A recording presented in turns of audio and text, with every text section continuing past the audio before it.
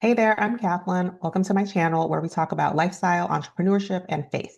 In this video, we are going to talk about the transitioning happening over at Hanifa. Make sure that you're subscribed to my channel so that you don't miss any new videos. And I also talk about tips, reflections, and guidance on Substack for navigating life, career, and business transitions with more ease and less chaos. So make sure you check out the link in the description so that you can subscribe to my Substack. And now let's talk about Hanifa. So, in case you don't know, Hanifa is a popular women's fashion brand that was founded by Hanifa and Buemba. And earlier this week on Instagram and in an email to customers, Hanifa and the brand announced that they are pausing production and they won't be restocking after what they currently have in stock and in their inventory sells out. And this has caused a lot of conversation on social media, in different business circles and different groups. A lot of people are talking about, the impact. Now, I will say that I had been off of social media for most of last year, for like the second half of last year, up until maybe like a couple of weeks ago. So I missed all of the conversation that had originally happened after Hanifa's Black Friday sale. I definitely missed all of the backlash that happened. So I had to get caught up to speed. In her statement on Instagram, Hanifa said that Hanifa Friday is the brand's Super Bowl. She said, "We prep for it months in advance, inventory, fulfillment timelines, forecasting, contingency plans. We knew it was going to be big, and it was. It was largely a pre-order event. Some selected pieces were ready to ship, but with longer processing times due to the volume that they expected. And at that volume, even the smallest mistake can derail an entire timeline. When timelines started shifting, some customers should have known sooner, 1000%. She continues by saying, two things can be true at the same time. We did not abandon our customers and we did not execute perfectly. Both are true. So now, like I said, I had to do some research and look to see what happened after their Black Friday sale. So basically, like Hanifa said, their Black Friday, Hanifa Friday sale was largely a pre-order event. And so customers were told that when they placed a pre-order, shipments wouldn't happen until the end of December, but most likely into the new year. But it looks like what happened was that original shipping and delivery timeline was delayed, which Hanifa does speak to in her statement on Instagram, which was a carousel of a few slides. So Hanifa does address the delays that happened with a lot of the shipments from the Hanifa Friday sale. And so a lot of people were taking to social media. They were going to social media and essentially a lot of people were dogpiling on the brand, on Hanifa herself, and it became like bullying on the internet, which as we know, that does happen a lot, especially with small businesses, Black-owned businesses, Black female-led businesses, and um, essentially she was bullied on the internet. All of those orders have been fulfilled. Now, in her statement, Anifa also says that there were nights where I was sobbing in one room and then wiping my face to go be the best mom I could be for my children. I just had a baby. I didn't fully process any of it because I went straight from postpartum into crisis management. Right now, I'm reflecting. I'm protecting what matters to me in the season, and I'm allowing myself to be human in the process. I don't want to rush to prove resilience. I don't want to pretend everything is fine just to keep momentum. And on the last slide of Anifa's post, she writes, I don't have a perfect answer. I'm still sitting with the question. I'm still figuring out what this season means and where I go from here. I don't know exactly what the future of Hanifa looks like at this very moment. And for the first time in 14 years, I'm okay with saying that out loud. This is new for me and very uncomfortable to admit. And for now, that honestly feels like enough. Now, in the caption of her statement, Anifa also says, sharing this took a lot. It's always been bigger than clothes for me. I just need time. Now, first, I just want to say that I'm very proud of Anifa for putting herself and her needs first, especially in a world that expects Black women, especially, to put the needs of everybody else first.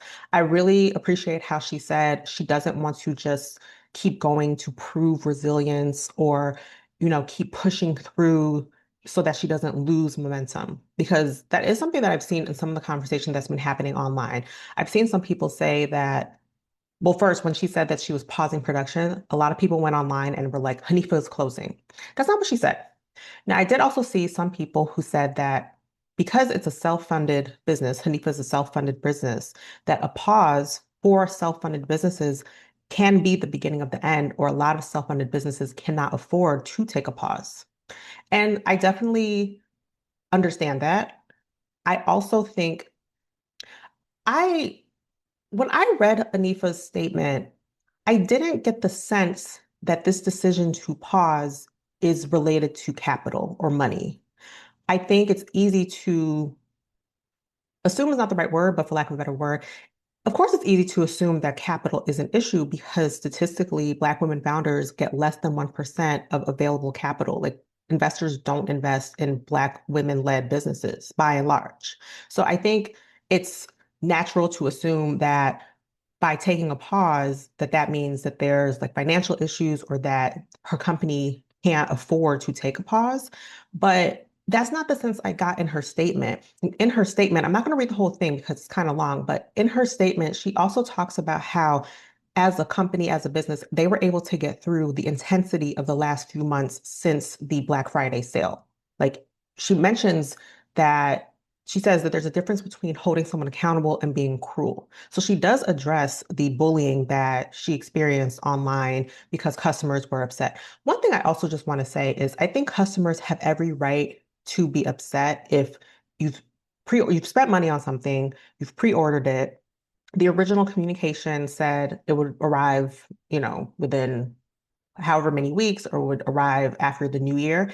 And then after that, you didn't hear any communication. And Anifa does address that. She says that some customers should have been communicated with sooner. So they definitely own that. And I think it's fair for customers to feel the frustration of like, oh, well, I was expecting to receive this by this date. Maybe I wanted to wear it for a specific event that was happening in January, and now the order is delayed. It's frustrating. So I don't want to dismiss anyone's experience, but also there's a difference between feeling your frustration and projecting your frustration onto the founder.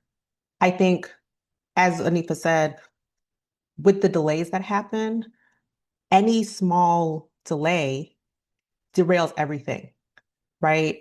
And I'm going to get to this, but Anifa had also shared a video that accompanied her memo where she was really reflecting on where Hanifa as a brand is now and the expansion. And I'm going to come back to that. But I don't want to gloss over the fact that for Anifa to be putting her needs first, because like she said, she went straight from postpartum into crisis management. So she carried a child, birthed a whole human, and did not have the time to process that and immediately went into crisis management. And I was doing some research on Anifa herself. I watched some of the past interviews that I found on YouTube, and she talks about how she doesn't really take breaks. She's always thinking 2, 3, 4 months ahead. So after having a baby and then jumping into crisis management, that forced her to focus on what was going on right now.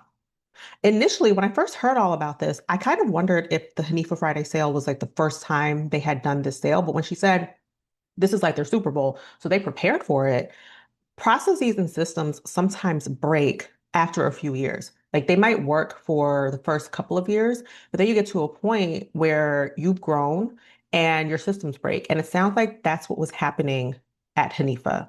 And it was something that wasn't expected or couldn't be planned for. She even said that some things were held up in customs longer than expected. A lot of those things are outside of the company's control. And she even said that when they realized that there were going to be some delays, they pulled 30% uh of the what you call it, the orders.